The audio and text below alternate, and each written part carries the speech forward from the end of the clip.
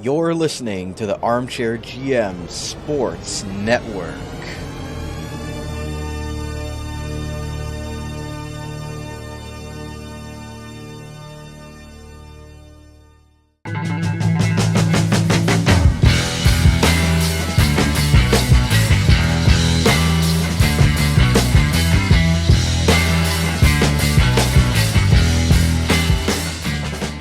This is Chip Gilchrist, voice of the Kingston Frontenacs. You're listening to OHL Overtime, an in-depth interview show highlighting the players, coaches, and broadcasters from around the Ontario Hockey League who make the league so great, as well as in-person coverage of events such as the OHL Playoffs, OHL Championship Series, OHL Combine, and more, exclusively on the Armchair GM Sports Network. Here's your program host, Brandon Caputo.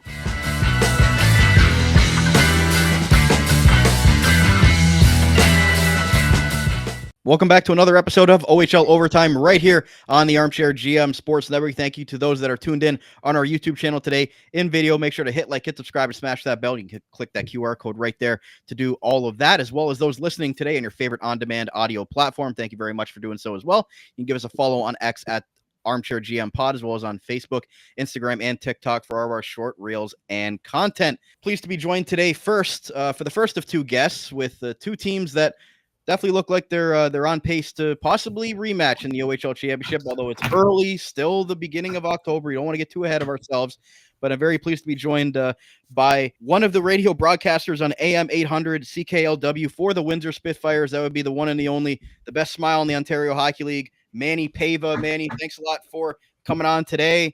I've been dying for a Windsor pizza. I'm unfortunately not going to be able to make the trip to Windsor for the Ice Dogs game there this week, actually. Well, tonight, actually, by the time this comes out.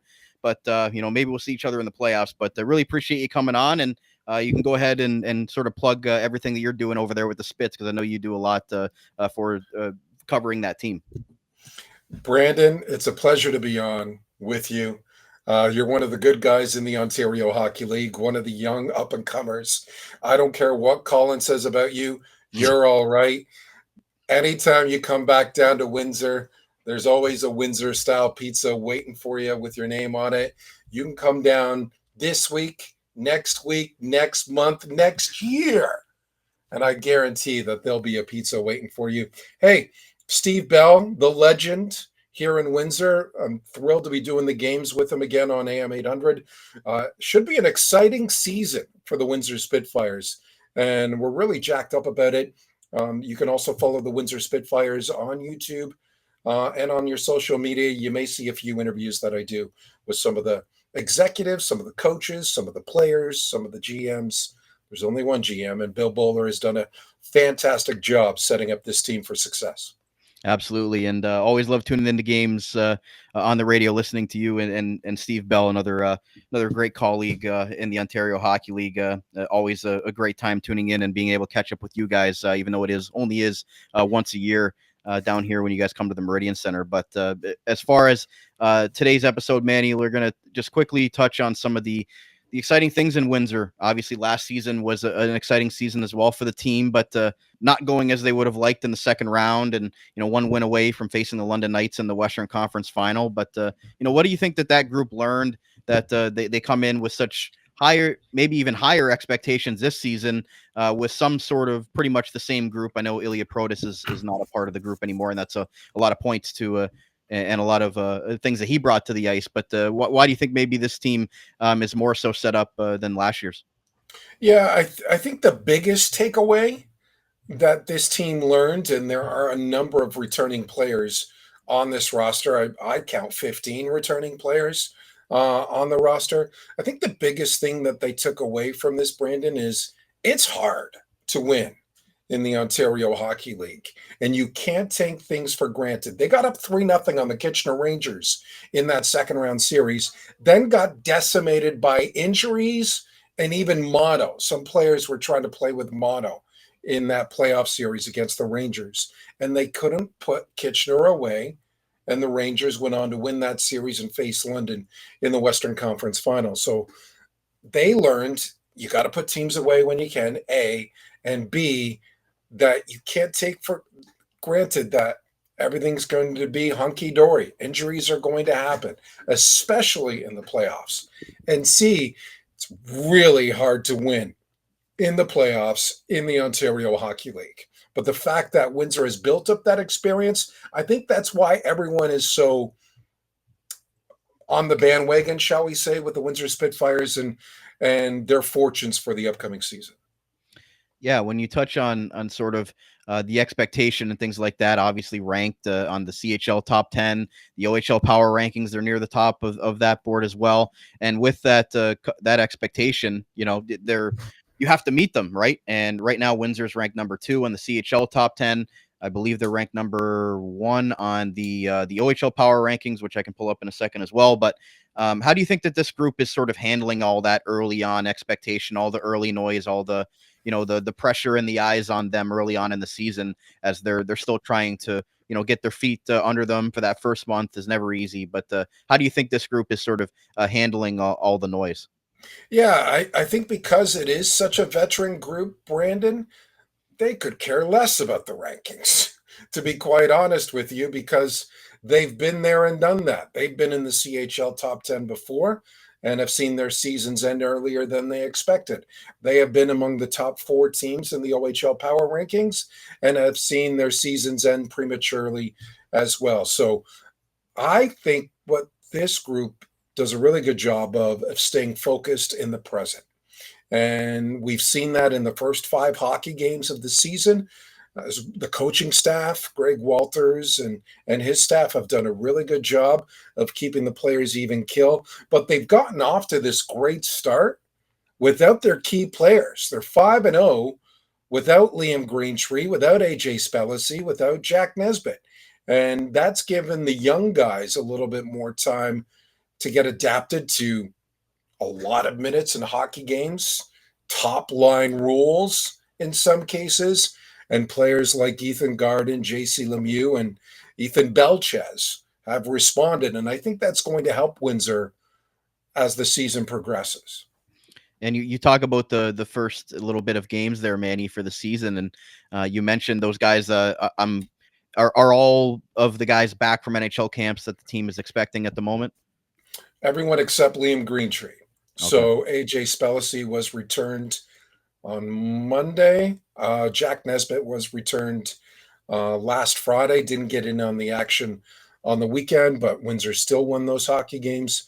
Good debate about whether Liam Greentree will stick around. He's gotten a couple of points for the LA Kings in exhibition games in NHL preseason. So a good question about whether he comes back or whether he plays 9 games with the Kings to start the NHL season.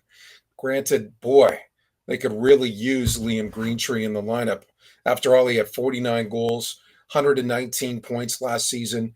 For the last 2 years running, he's been Windsor's Red Tilson Award nominee for Most Outstanding Player. And good money that he'll be the 3rd consecutive nominee for the Windsor Spitfires this season. And I'll tell you this, Brandon, even though I don't expect Ilya Protas to return with his 50 goals and 124 points, some of the executives, I should say, around the Windsor Spitfires are holding out hope that the Washington Capitals will send him back to Windsor.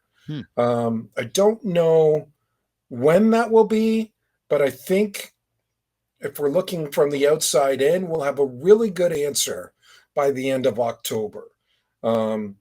I don't expect that he'll crack the Capitals lineup. So how is he used in the Hershey lineup? Will they put him in their top 6 in the AHL? And if he's in the bottom 6, the Capitals may send him back to Windsor. And boy, would that be a huge lift for the Spitfires club.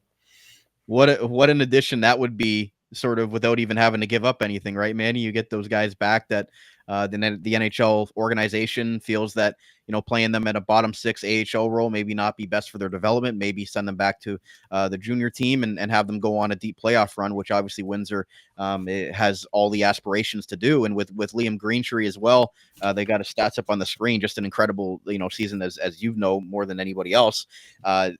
He's one of the unanimous choices for most valuable player in the league if he does come back, or when he does come back to the Ontario Hockey League up there with LA right now. But sort of, I guess Windsor's one of those teams that deals with this regularly, right, Manny? Like that's, when you're a franchise that is able to churn out so many great NHL players, that's the double-edged sword, right? Like it's a great thing to have where you have such great players, but then at the same time, you also know that they're the property of other, tournaments and teams, and that these sort of situations are something that you have to navigate more so when you're a really competitive team year in and year out. Yeah, I do want to touch on that, but just look at the stats of Liam Greentree. As a rookie, this Oshawa native put up 25 goals as a rookie in the Ontario Hockey League, and he was a second-round pick in the Ontario Hockey League. And all this kid does, he's got a pro shot, his compete level, second to none, He drives the net well, can create his own offense, and oh yeah, he's defensively responsible. He can play the PK, he back checks, and his size at 6'3", 216. He can play any which way you want. You want to be physical? He can handle it. You want to play running good offense? Suits his game just about fine. You want to be tight checking? He can adapt to that too. That's why I think Liam Greentree will get a taste of NHL regular season action this year before he gets sent down to the Windsor Spitfires. Now, your point, Brandon, is very well taken. And Bill Bowler, the GM and Vice President of Hockey Operations, will say the right things. We're here to develop players for the next level. But if you look at the history of the Windsor Spitfires, the recent history, they've had a number of players leave ahead of their anticipated departure, shall we say. Going back to Jean-Luc Foudy, he could have returned to Windsor. The Colorado Avalanche said, no, we'll try him. And he's been an AHL player. Wyatt Johnston, we all know his story. The Dallas Stars put him in the NHL as an 18-year-old, and this kid has thrived. But imagine if he returned to the OHL and what he could do. Next, Shane Wright. Windsor made a deal with Kingston for Shane Wright during that abbreviated season. And he didn't play enough games, that 25% threshold to play, 25-game threshold to play in the NHL. He never accomplished that in the OHL, but they made an exemption. And therefore, he went to Seattle. Now, we may have Ilya Protas do the exact same thing. He can return to the OHL, but the Capitals may wish him to play, if not the NHL, the AHL. So Windsor's done a really good job of developing players that they can get to the next level, even before they're scheduled or anticipated to. But on the other flip side of the coin, boy, their progress, the team's progress, has been really hurt by these early departures. Right. And I guess my question to that is, with the new NCAA eligibility and players being able to go, both routes now and not having to pick and choose, is Windsor sort of one of those teams that has an easier time because of the Michigan border right there, because they're able to maybe recruit better because of, the history of the franchise and just being a competitive team from year in and year out? Like, are you already seeing sort of some of the signings that they've done in the offseason to sort of be able to build from within, from those college free agents or signees that wouldn't have been able to have the opportunity to come to Windsor before? Yeah, I think it's a number of factors, Brandon. I think if we really think about it, the proximity certainly plays a role, especially for these American-born players. They can get home that much quicker, or their parents can come watch a game that much easier. But it's other things as well. The Spitfires are a first-run organization from ownership down, and I think that matters. The facilities are highly regarded here in Windsor, and when we talk about the new rules that the OHL is trying to adopt and the standard for players and the renovations that are taking place at different facilities around the Ontario Hockey League, Windsor checks a lot of those boxes already. And the fourth thing, which I think you're getting to, is the fact that they've been able to develop players to get them to the next level. And we've talked about some of those players who have left early. And then we've got other NHL draft eligible players too as well. Jack Nesbitt, a first rounder, AJ Spellacy, a third rounder to the Blackhawks, and of course Liam Greentree, a first rounder to the LA Kings. And I think that tradition will continue with Ethan Belchez this year. So I think Windsor's got an excellent resume with regards to developing players to get them to the next level. And I think that's why Jonathan Brown, who is a free agent defenseman that joined the Spitfires in the offseason, an excellent looking defenseman, great skater, high hockey IQ.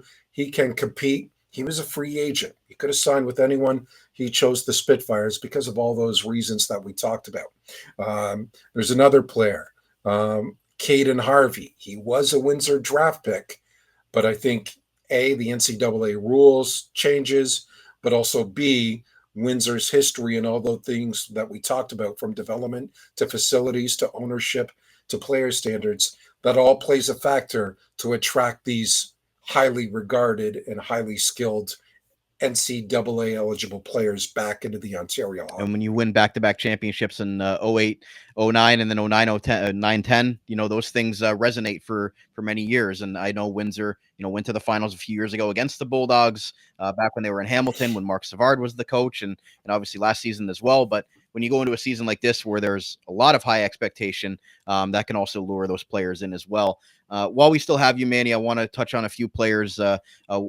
for a few minutes here. And you mentioned Ethan Belchez, obviously going to be a guy that is going to be ranked high on many draft boards for the 2026 NHL draft in June. A lot of eyes going to be on him, well-deserved as a former first overall pick in this league.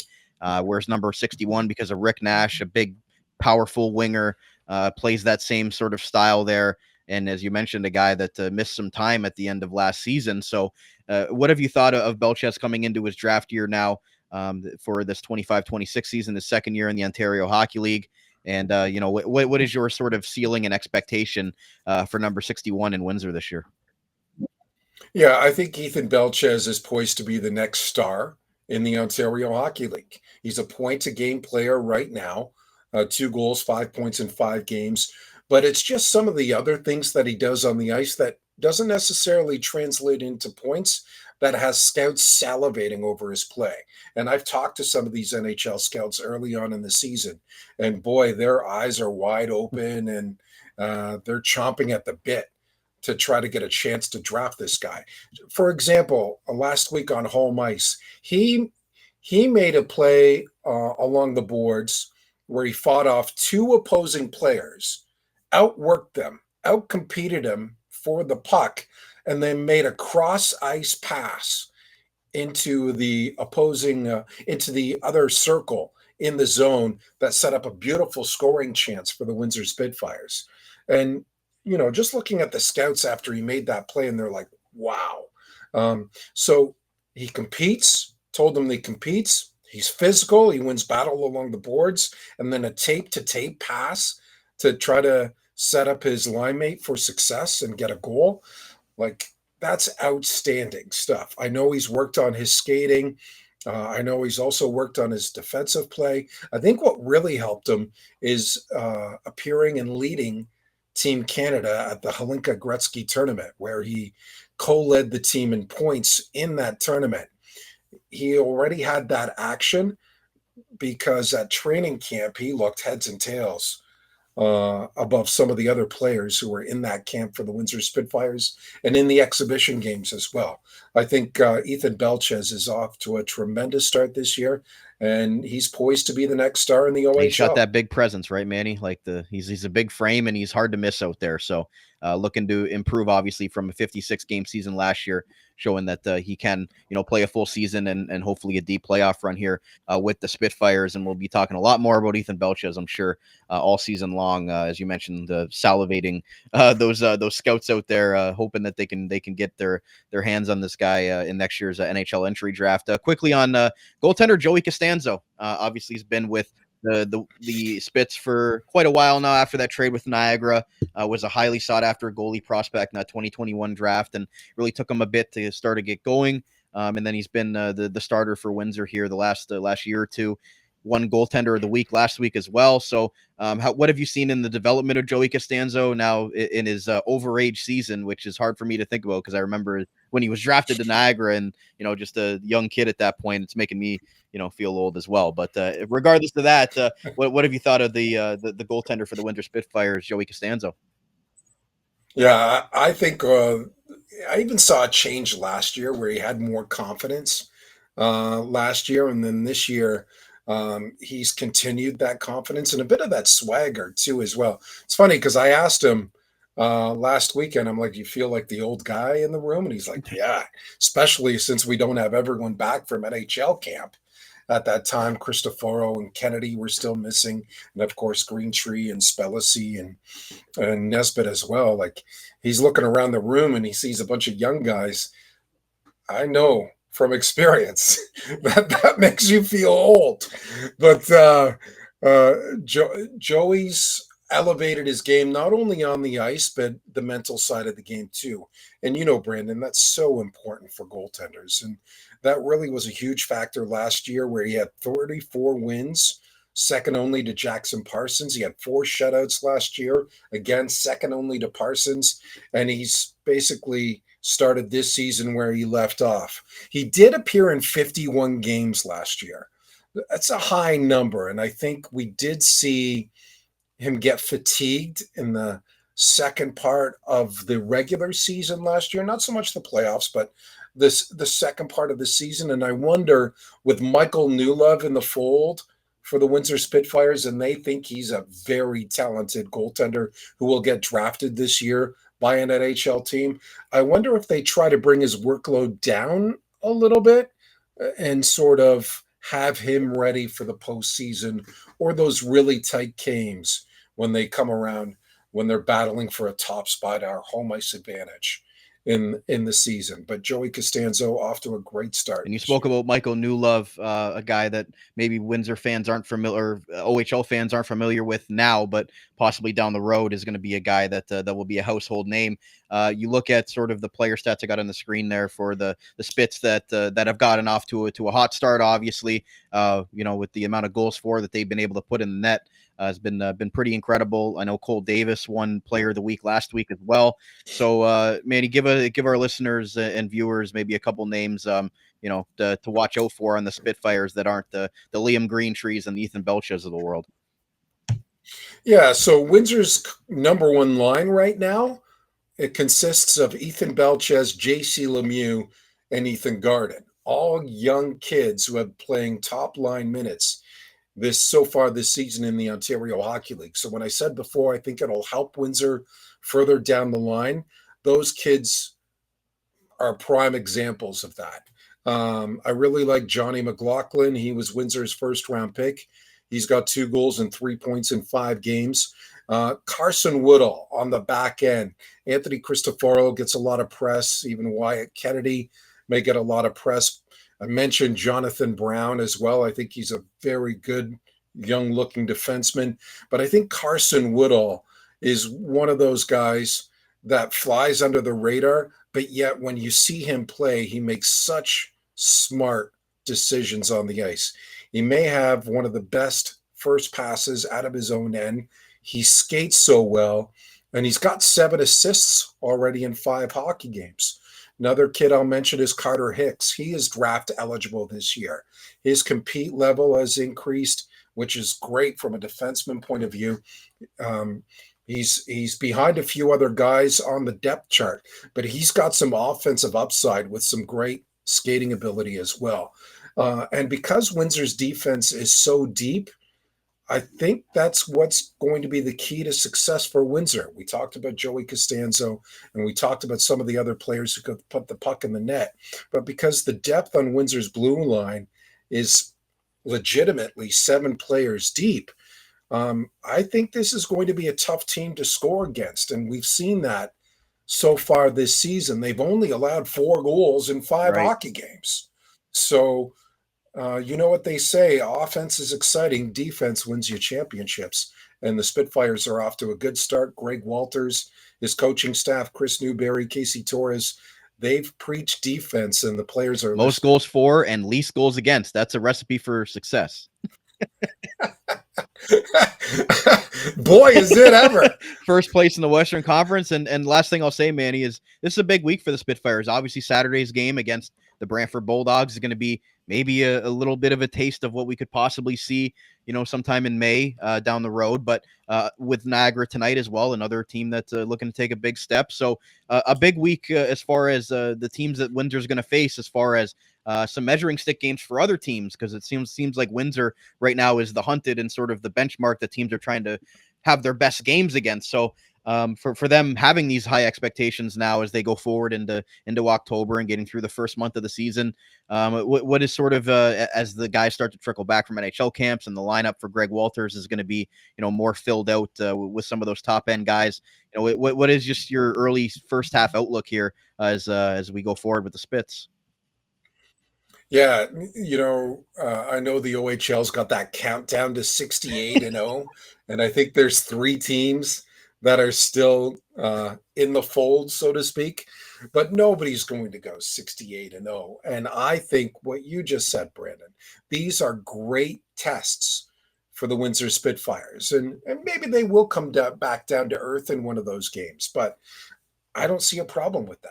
You can't get too high, and if you need to get a lesson along the way, so be it. But I think the coaching staff for the Spitfires do a really good job of keeping the team and the players in the present. So when they do face Niagara, they won't look ahead to the Bulldogs. They will focus on that game against the Ice Dogs. And they know that Frankie Vola, the former Spitfires director of scouting, is a part of that Niagara franchise now. And the Bulldogs, they'll focus on the Bulldogs. These players know that Brantford's going to be one of the teams to beat, not only in the OHL, but the entire CHL for that matter. They're one of the best teams. So they know that, and they know that that contest is going to be great. But this season is positioning itself for yet another Windsor-Kitchener battle in the Western Conference playoffs, just like Windsor has battled Kitchener the last 2 times they have been in the postseason. And could we see a repeat of the OHL final from 3 years ago when Hamilton and Windsor battled to a Game 7 in the OHL final? One team now in Brantford, the other still in Windsor. But boy, wouldn't that be exciting? And the storylines, they would be epic. Even with some different teams, seems like some unfinished business and maybe destiny for them to face the Rangers and the Bulldogs en route to that would definitely be interesting. But always amazing stuff here from Manny Paiva, one of the radio broadcasters on AM 800 CKLW for the Windsor Spitfires. Been covering the league for a long time, does an amazing job with Steve Bell on the radio call. Manny, thanks so much for taking the time to join us today. And look forward to, we're definitely going to be checking in with you throughout the season as our Windsor correspondent, because this is a team that everybody wants to hear about. So look forward to chatting with you again sometime this year. I look forward to it. And I know you're going to have Colin here on the show.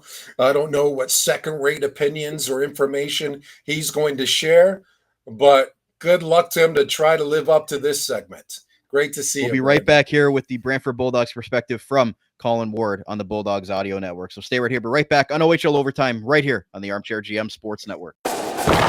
Butt ends are hockey stick grips, specifically for the top of the stick, designed to replace traditional cloth tape. They're made of rubber and offer a more consistent and comfortable grip than tape, aiming to improve performance and reduce slippage. Butt ends are an alternative to regular stick tape that provide enhanced grip and comfort, are durable, reusable, and consistent, with the ability to reduce vibration. The grips are available in a variety of styles, designs, colors, and even have options for specific player names. At Butt Ends, they're committed to providing the world's highest quality stick grips and continue to bring new technology and ideas with each new grip design, regardless of sport. Alex Petrangelo, Akil Thomas, Max Domi, Aiden Hill, and Tim Stutzla are a few who have proudly used Butt Ends for peak performance at the NHL level. Check them out at buttonswithaz.com and use our referral code buttons.com/discount/armchairgm to get 10% off your order as part of our community. Engineered for greatness and performance,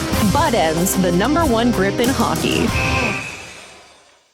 Fourth Wall is the official merchandise supplier of the Armchair GM Sports Network.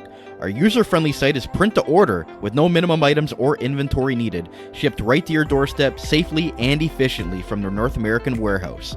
All of our logos are available to supporters, listeners, and viewers can have the best variety available to them for their swag preferences. All items are priced as low as possible, allowing everybody who wants to support our business with the opportunity to do so, receiving quality and comfortable products in return. Shop today at fourthwall.com with a direct link to our Armchair merch store in the description of all episodes and in the bio of all of our social media accounts. Become an Armchair GM today with Fourth Wall. Hi, this is Larry Millett, and you're listening to OHL Overtime.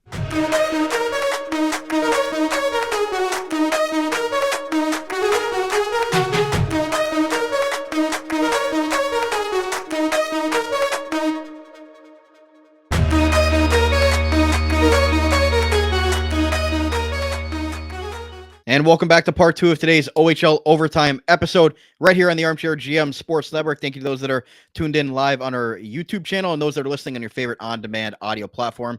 Please make sure to hit like, hit subscribe, and smash that bell to stay up to date with all of our coverage here on the network, as well as on Facebook, Instagram, and TikTok for all of our short reels and content. Please be back on the second part of today's show. Going to talk some Brantford Bulldogs, talk some Windsor Spitfires in the first part of today's episode, and the other team that has a lot of high expectations on the top 10 of the CHL power rankings and near the top of the OHL power rankings as well. Pleased to welcome on today co-host of the Dawgcast on the Bulldogs Audio Network and been covering the Bulldogs over the last 5 years. That would be the Colin Ward for his Ohio State Buckeyes. Colin also does a great job as the co-host of the OHL and 60 podcast, running each and every week here on the network as well. Colin, appreciate you coming on today and willing to give us some Bulldogs insight. Yeah, no problem. Thanks, Brandon, for having me. I mean, first off, I've been so excited to be on the network here for the last month now. It's been already. I mean, it's been a quick month already, and it's been a blast. Love everything about it, so it should be fun. It's been a fun start in Brantford. There's a lot of expectations, and there's a lot of excitement in the community.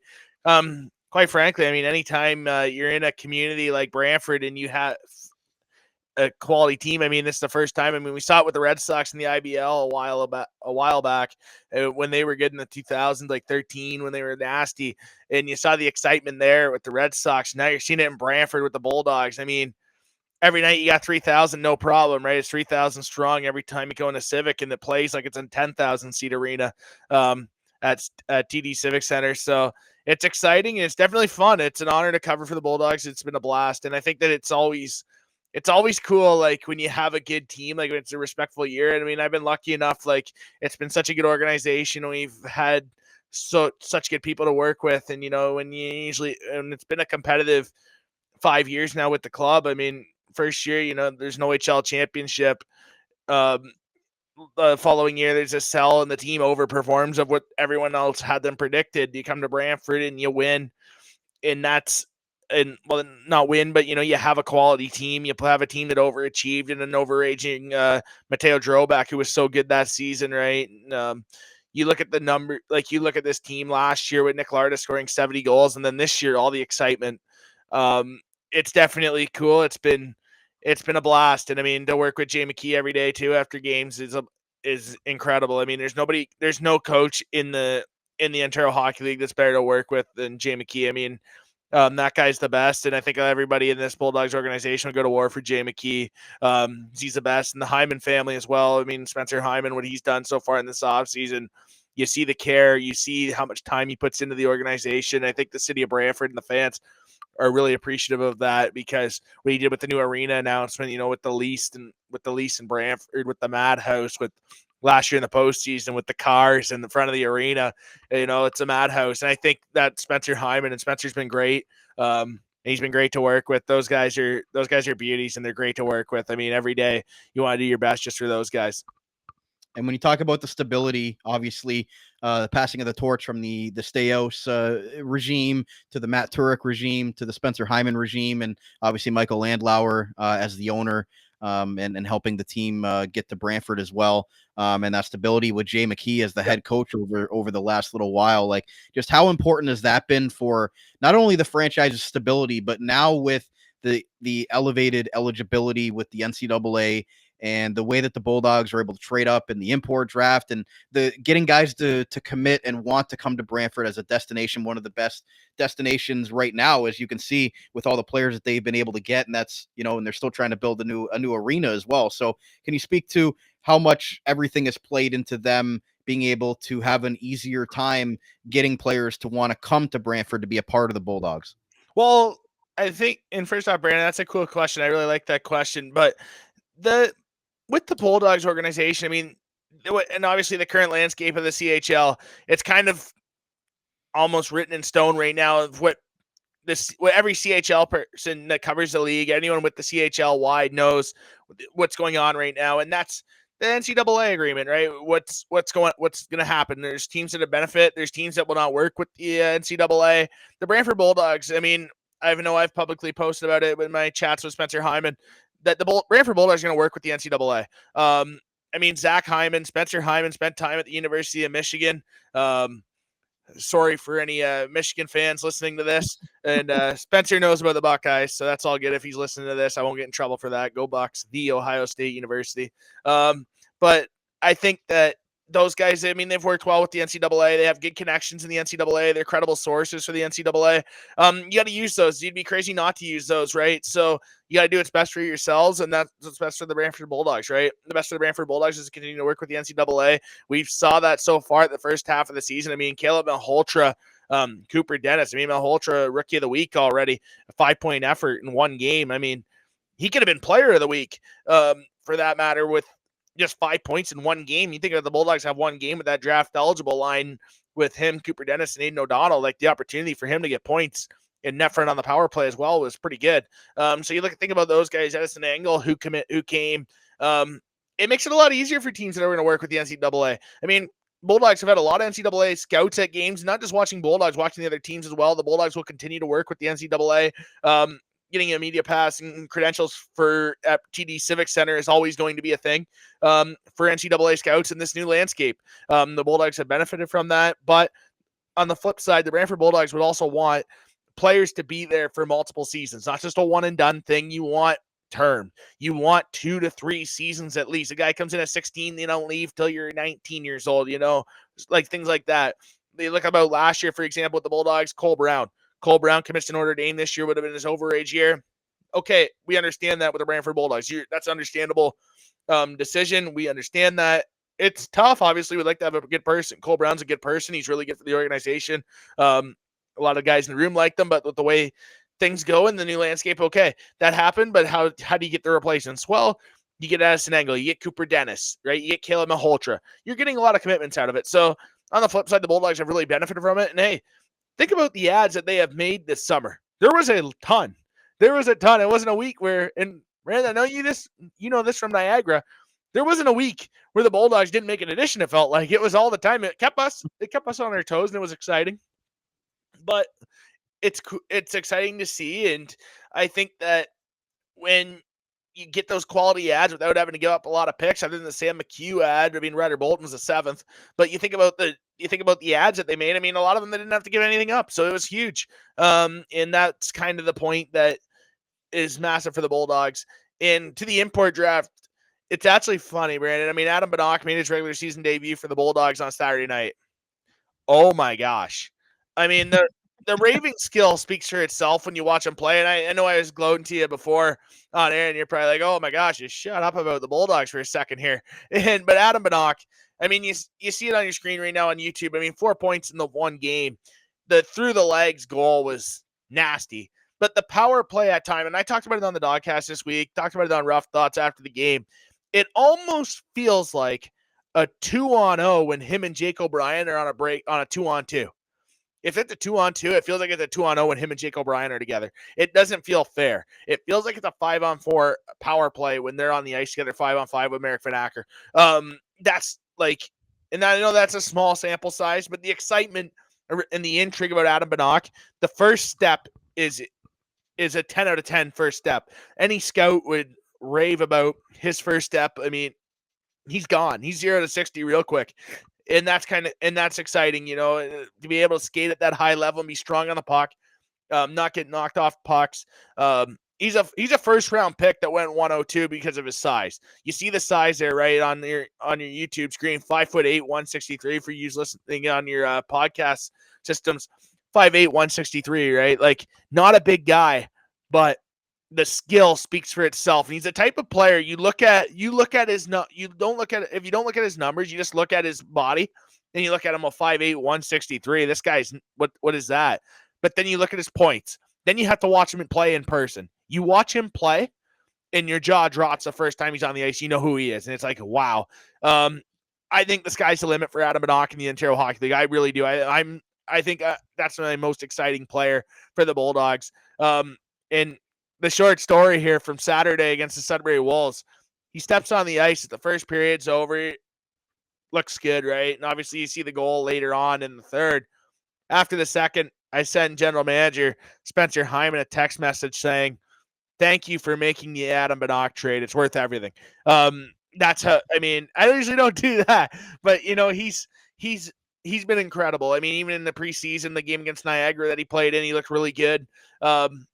But I'm really excited to see what fans get to see when they get to consume Adam Banach playing hockey. That's what he was meant to do, and I'm really excited for the fans to get to see him around the Ontario Hockey League to play hockey, because he's exciting. And then obviously Vladimir Draveski going late in the first round of the import draft as well. Getting that commitment was huge at 17. Vlad's a beauty. Like, everything Vlad does is at an elite level. The first weekend was kind of tough. You could see the transition, Brandon, and everyone sees this around the league, right? You see guys that come into the Ontario Hockey League, they're 17 years old. It's hard to make that adjustment at times. He was great. He's been great. Last week against Sudbury, he looked good. The game against Kitchener, he kind of struggled a little bit. The game was a little fast for him. That's just going to happen naturally, right? When you're a young player trying to figure it out, you're away from home for the first time, and trying to figure that out is tough. But Vlad's great talker, great interview, very good speaker. He's a mini Tomasz Hamara, mini version, 17 years old. He's the smile, the eat a bowl of rainbows and go to the rink every day. The exact same, the perfect checkmate for Brantford after Jan Yannick, Jan Mishak, and then you go now with the Czechs. You're a Czech, obviously, Draveski, and with Banach, but no, it was a really good import draft for the Bulldogs for sure. And I'm just going to quickly pull up last year's player stats, Colin, because when people looked at it, how are they going to replace Nick Lardis' 71 goals, Patrick Thomas, Cole Brown? Like, everybody was wondering how this Bulldogs team was going to fare with some of those top-end guys going away. You still have Jake O'Brien, top 10 pick in the NHL draft, signed by the Seattle Kraken, going to most likely be contending for the OHL's most outstanding player this season. But it's been a lot of those other signings, like you mentioned, the Adam Banach, and these other guys being able to come in. The Caleb Malhotra's maybe taking a big step. To you, what you've seen so far with the team, I know it's only been a small sample size, but who are some of those names that are really elevating and taking that step forward and sort of filling those shoes of those big time players that obviously moved on to bigger things in the pros and in college? Well, first off, Patty Thomas. I mean, Patrick Thomas was a lifeline Bulldog. Most underrated Bulldog, I would say. Patrick Thomas, everything he brought to the table day in and day out for the Bulldogs. I mean, every situation he was successful in for the Bulldogs. Need a big face-off, he was the guy. It's hard to replace that, but it's by committee. Nick Lardis scores 70 goals. You don't replace 70 goals in a season. How do you do it? You do it by committee. And I think that's the one thing with the Bulldogs. Talking with Jay McKee on the daily after game, post game, and you hear every time Coach Jay McKee mentioned that there is no first line right now for the Bulldogs. There really isn't. You have the draft eligible line in Caleb Malhotra, Cooper Dennis, and Aiden O'Donnell. And those three have been spectacular together, which would be your quote unquote third line on Saturday in their the third game of the season against Sudbury Wolves. That was their third line over the boards. If you're going to look at that, like, there's a lot of depth to this team. So the depth scoring you would think would be a little better than last year's, with getting stronger, creating more depth with the NCAA signing. So that's one way to replace more points. Two, you got all those signings. You got a lot of luck in the offseason, right? You got a lot of NCAA luck. Edison Engel on the back end. I mean, a quiet multi-point night on Saturday, but you can see the skill potential that Winnipeg has. He has decent size in his game. You can just see that he has every potential to be an elite defenseman. How do you run the power play, though? And the Brantford Bulldogs, there's a lot of potential there. There's a long list for that. We went over this on the Dawgcast, Brandon, where there's legit Adam Juracek. Vladimir Drevesky's been running the power play. Owen Protz. Why not Owen Protz, the deadlift king in Montreal? I'm not going to the Bulldogs gym post-game with Owen Protz. I'm going to look silly. That's what I learned from his training camp in Montreal. I mean, the kid's a freak. And then you look at Lucas Moore, who's been a lifeline Bulldog as well. And you see what he did in the preseason in the first couple games running the power play for the Bulldogs, scoring a goal on the power play in Kitchener. Like, you look at that potential, right? There's a big line. Cam Hankai ran the power play for Halliburton in the OJ last season, had a decent year points-wise running the power play. David Buckman's a first-round pick. Patrick Babin ran the power play last year in the Go, in the development league with the Brantford Titans, right? So they've had a lot of success. And when you look on your YouTube page right now, if you're watching on YouTube, you look at the defense core and you're thinking, the depth. A college commit could be a scratch one every 3 games in Cam Hankai, and he looked pretty damn good in the preseason, and any Bulldog fans that are listening to this could probably agree. He looked good. That's how deep this team is. There's a lot of excitement about that, and I think that's the biggest strong suit about the Bulldogs. That's why I think the points are going to come from everywhere in this lineup. And that's kind of the most intriguing part to see what the potential can be. Last year, the one negative last year with the Bulldogs, and that I want to point out, Brandon, was, and I want to make sure this fourth line, the identity line, I call it right now, gets their flowers, because they're going to be a crucial spot to opening up the ice. But last year, when teams played the Brantford Bulldogs, getting into the depth part of playing the Bulldogs wasn't hard for other teams. I don't think it was a hard night for the Oshawa Generals, for instance, to play the Bulldogs fourth line if they had the matchup. I really don't think it was a hard night. This year, it's a hard night. Lane Gallagher came into camp, Brandon, and I'm telling you, he's a man. And I think he's earned every right to stay as that fourth line center. I really do. He's hard on the forecheck. He was tough on the forecheck in night one.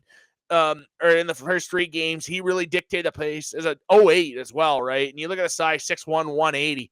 That's a power forward in a perfect size matchup for your fourth line center, along with the massive Parker Holmes, obviously, I think he's going to play his way up the lineup a little bit. Obviously, in a draft pick of the Chicago Blackhawks, you're going to get your touches, right? You're going to get your looks with the natural of being drafted.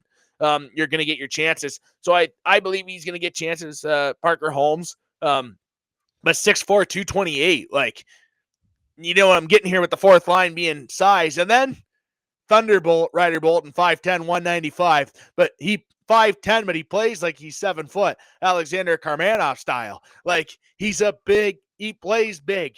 And the one thing I respect about Ryder Bolton is he will not back down from anyone. He will not back down from a hard forecheck. He will not back down from a tough disagreement physically in the middle of the ice. You know, every time what you're going to get from Ryder Bolton. Love it or hate it, you love to have him on your team. And I think right now, you Bulldogs fans have loved to have Ryder Bolton on their team. The guy has been incredible in the room. Guys love him. I mean, when he went to Columbus, guys are looking over their shoulder after 40 minutes. You're like, oh, where's Ryder? Kind of miss him. You know, the personality's infectious. He brings the team together. He's a locker room DJ. He starts with the rap, goes then with the EDM, or the what up Euros, you know, the Euros like that, right?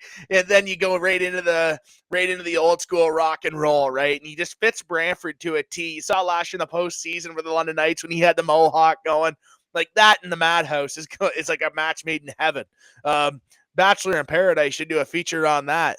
But I just think that that fourth line, they got to get their props so far. I know it's early, but those guys, I mean, they really give space. They create a lot of freedom for those guys that are in the top 9 that get their opportunities, you know, to get the space. But that's the one thing from last year to this year. This year, there is a fourth line with an identity in Brantford, and it is the identity line. They're going to hit I mean, Ryder Bolton's had a shot a game. He's had scoring chances in every game. He's had one scoring chance. They're going to have their chances, and they're going to dictate the forecheck.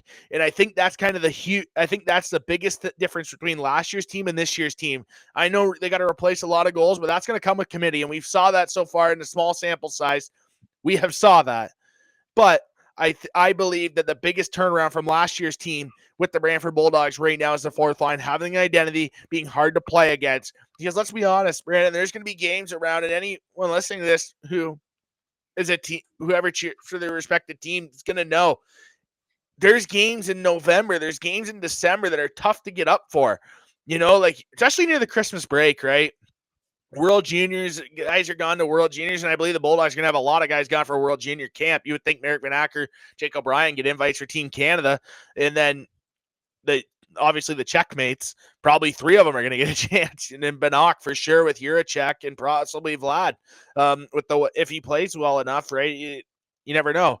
So that's the one thing at that dog days when you limp into the Christmas break, right? You just got to get there.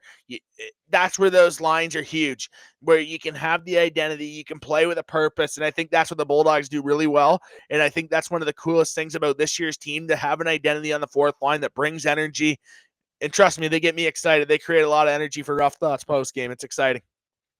I don't think there's a team that you can say that has more depth and more possibilities with the NHL talent and things like that. Sam McHugh is another guy they added as well as an overager. So there's a lot to like from the Brantford Bulldogs and sort of the way that their lineup's going to, sort of shape out. And as you mentioned, when World Juniors are still going to have guys step up. And I think they're one of the teams I think has enough depth to be able to overcome, those luxuries of having guys play at those big tournaments. And that was my next thing I wanted to quickly touch on, Colin, is the goaltending situation.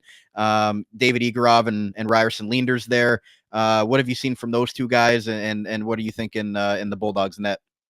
Yeah, we'll start with David Egorov on your YouTube page. I mean, David Egorov, I thought David Egorov last year earned every opportunity to be able to be a starting goaltender anywhere. I really did. I thought David Egorov, and the one thing is with backup goaltenders, and backup, it's a 1A, 1B situation with the Bulldogs. There's no starter, there's no backup. You never really, and it's always been an every other game thing with Jay McKee, other than when Mateo drove back the first year in Brantford a couple seasons ago, where you rode him a little bit with a young David Egorov getting settled into the Ontario Hockey League. But David Egorov last year, every situation you go into was a tough situation for Ego. He got the seconds of back-to-back, sometimes the thirds of the 3-and-3, because Leanders would start the first 2, and then Egorov would get the third. That's a tough spot to be in as a goaltender who gets those second situations, I'll call it, in the Ontario Hockey League. It's hard. You get a lot of bad nights. You think about the Michigan trip. You think about the Sioux, Sudbury, North Bay trip that you do that 3-and-3. It's hard, especially with the Bulldogs with their travel. Let's be honest. You'll have a game on a Friday night, and then you'll be Saturday in Kingston, or vice versa, right? Like, it's a tough trip in the division that the Bulldogs are in. And I think that David Egorov performed so well last year, in my opinion, in those opportunities when he got opportunities. And that's why I've always been on the Ego train, always, and I always will be. And David Egorov's a really good person. All the fans love him. It's kind of cool. He gets a puck every game. He's giving pucks away to kids in the crowd. Like, he's a fan favorite, David Egorov in Brantford. And this guy deserves every opportunity to be a guy. And I think he's going to have an opportunity here to have big games for Brantford this year. When he gets his chances, I think he will perform very well. And I think the one thing with David Egorov is you know what you're going to get right now. You know what you got out of him, and that's kind of huge. Every other night, every other game, you know what you're going to get from David Egorov. And Ryerson Leanders, obviously the 7th-round pick out of Buffalo, 219 overall. 2022 already, his draft year, and back with Mississauga at the time. Obviously, Brampton now, 32nd pick overall in the 2nd round by Mississauga. But Ryerson Leanders, I mean, every opportunity to be the guy. There were times last year where their inconsistency was a thing with Ryerson Leanders, right? Like, there were games where, probably wants those back. But Ryerson Leanders has every opportunity to compete. He makes the Bulldogs better in front of him. He has a calming presence. He's technically sound. He's never out of position, which is one thing about Ryerson Leanders that I really respect. He's a guy that's very composed. He's very good in the net, feels the net well. So that's huge at your goalie. And let's be honest, the potential for Ryerson Leanders is kind of a dark horse for goaltender of the year in the Ontario Hockey League. You see it around. It's like, Yeah, he's going to have an opportunity, and his shots are going to be limited as well. You would think if the Bulldogs are better, you would think that they're going to get less chance. You think you're going to give up less shots per game as you did last year. Analytically, it kind of makes sense that he would be a little bit better this year for Ryerson Leaders, and I think that Leaders is going to be the guy, and I'm excited to see what he can do. It's kind of your last chance in front of the Buffalo's eyes with the Sabres. If you think about that, Brandon. I know you're a Sabres guy, and like when you think about that, like it's kind of a show performance throughout the year. Like last year, he had 48 starts.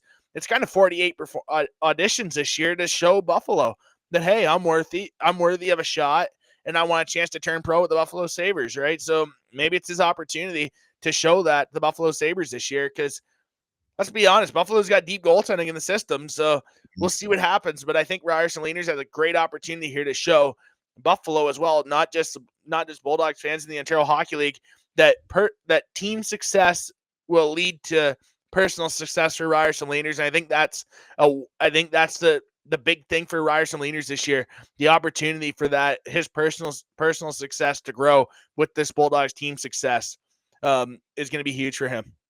And he talked about at the Sabres Prospect Challenge that he's so excited about coming back to Brantford and everything that the Hymans have done since coming there.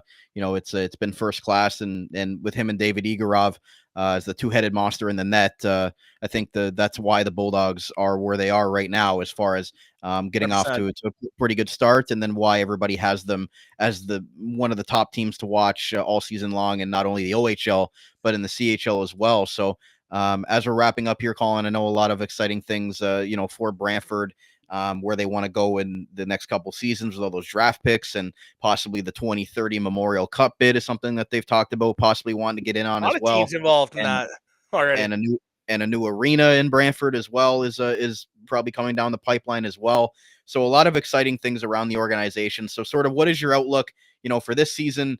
And as we go forward here, obviously into future years, we can touch on that later. But it seems like it's a very exciting time in Brantford with what the Hymans and the sort of plan that they're trying to build with this organization. Yeah, I think right now in the short term thing of it all, enjoy this lineup coming together. There's going to be moves. There's going to be little tweaks here that are going to happen. I don't know. I don't think it's going to come as a surprise, but I think there's going to be moves that are going to happen. There's going to be little lineup decisions that are going to have to be made, which is very intriguing for the short term. And enjoy the process. Enjoy what the Bulldogs have right now. Enjoy the creation of this team and how it works. I mean, let's be honest, first 15, 20 games, you got to see what you got. And the Bulldogs are going to, I believe, maybe a couple little tiny moves, but you're gonna kind of see what they have, and then we'll see what happens. You hope you have the opportunity to play in long-term success, and obviously long-term success in the outside noise, because inside these walls at Civic Center, Brandon, I'll tell you right now, ego's the enemy. Jay McKee shuts it down ASAP. I know, that's probably Cheese's biggest pet peeve right now when he gets questions about the power rankings, and there's no ego's the enemy in Brantford, 100%. And that starts with Jay McKee.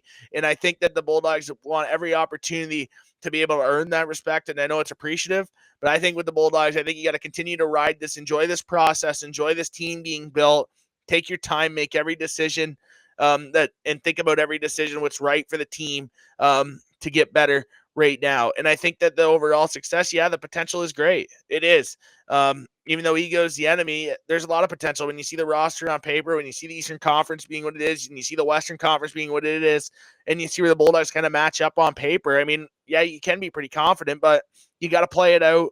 You got to see what happens here, and you got to continue to get better and get every opportunity for guys to develop in the system right now, early on in the year. And I think if everything continues to go the way that Bulldogs want it to go, it should be a successful year, but it's definitely going to be earned. It's a tough year this year. There's a lot of good teams, and it's going to be exciting to see how the Bulldogs can overcome some of these teams. I mean, Saturday night, right, for example, is the first measuring stick game of the year for the Bulldogs in a way, playing the Windsor Spitfires for the only time at TD Civic Center this year. Like, those types of games are going to be hard for the Bulldogs. You're going to see what you got, and I think this week you're going to see what the Bulldogs have, playing Peterborough on Friday night. And let's be honest, divisional game, the Petes are going to be a tough team to play against this year. I think there's no easy games with Peterborough. And we talked about this on the Dawgcast this week, where it feels like every time the Peterborough Petes and the Brantford Bulldogs play, they're never really quote unquote going for it in the same year, but they're always tough games. When you go back to 2022 and it felt like a UFC match with Arbor Jack, some of the Arbor Jack stories from that first round matchup, and Jay McKee, a lot of fireworks in that series. It was one of the toughest physical series for the Bulldogs in that playoff run. And I think that's kind of what you're going to get from Peterborough. It was a tough game, one in the home opener with the Peterborough Peach. That's going to be a tough game on Friday night. Saturday, obviously a measuring stick game. But I think with the Bulldogs, you just want to continue to trend up, want to continue to trend in the right direction, stick to the process, have a good room, and they should be fine. It's going to be exciting to get Adam Yurchek in the lineup on Friday night. And I think that's huge to see this team come together. Right now, you're going to have 5 to 10 games here over the next couple of weekends to really see what you got, and then the excitement should start. So it's kind of exciting for sure to have that opportunity to have the praise that they've gotten. 100%. Small sample size, but like what we've seen so far. And again, maybe we see a rematch from the Bulldogs and Spitfires in the OHL Championship from just a few years ago. Wouldn't that be something? Yeah, that'd be awesome. I mean, Windsor's a great spot to get pizza. So it'd be great. Anytime you get to cover and go to the Ontario Hockey League Finals is an honor. And I mean, it's a lot of luck. It's a lot of luck, and very lucky year one to be able to go to the OHL Finals. I mean, that's very lucky. Not a lot of people get to do that. So it was very, very honored for that. And I think that it should be fun. Anywhere would be cool, but yeah, Windsor, the pizza's worth it. The pizza's worth it to go the night before. And obviously that'd be great. And your buddy Manny Paiva gave you a nice little rib right before he left the show today but all in good fun and all in good love. And I know his Eagles are playing your Broncos this week. So yeah, and Spits against the Bulldogs going to be a big weekend for you guys rivalry wise. So. Yeah, Saturday, Sunday. And he's probably I'm not going to say he's probably a Team Up North fan. Take the M out, put an X in it for Michigan, if you know what I'm saying.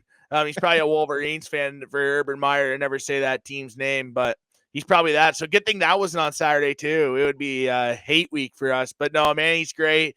Definitely someone I look up to in the industry. He's I remember we in the Ontario Hockey League Finals now, which was 5 years ago this May already, which is wild to think about that trip, Brandon, to Windsor. That's incredible. But Manny is one of the first people I met in the Ontario Hockey League. Came on the podcast, obviously, in the OHL at 60. Manny's a beauty. Kind of the concierge of Windsor for us, too, whenever we're there. Giving us the pizza rankings. Now I think I could give him a pizza ranking. My girlfriend, Liza, in her connections to Windsor with her family. So I've kind of found some pizza spots. So I can't wait. I wish she was there on Saturday at TD Civic Center, but can't wait to get to Windsor this year and talk to Manny about and catch up on our pizza ratings and about the Buckeyes beating the Wolverines and maybe the Broncos having a big upset after the season turned around on Sunday against the Eagles. Just keep it close. Because they can fly all they want, but everyone knows Broncos country. Let's ride. Ooh, throwing the Russell Wilson in after that. But no, it's a That's Bo over Nix now. time. We got a raccoon. We got Elway the raccoon in the stadium. The co-host of the Dawgcast on the Bulldogs Audio Network, and also his rough thoughts, post-game thoughts as well that you can check out, and also co-host of the OHL and 60 podcast here on the network every single week.